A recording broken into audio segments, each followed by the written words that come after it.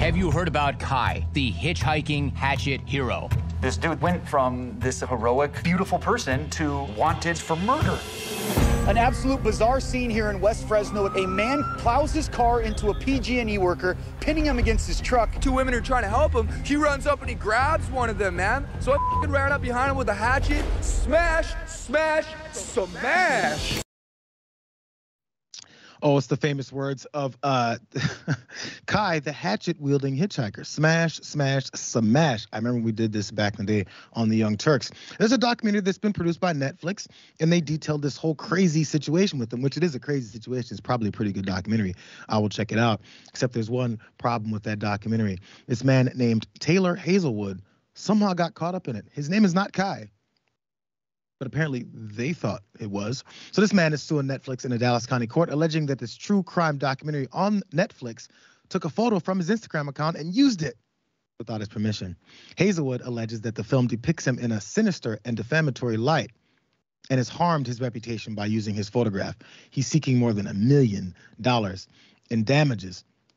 So the question then is, let's look at this image here, as this picture was displayed on their quick motion that was going through on this documentary.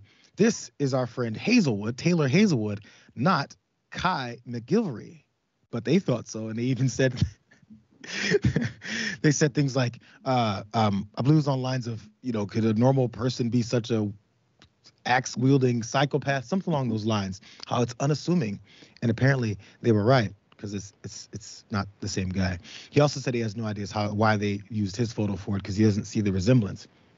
So this picture of Hazelwood was of him holding a hatchet was from June of 2019, because he was at least holding a hatchet in the picture, so that's all it takes.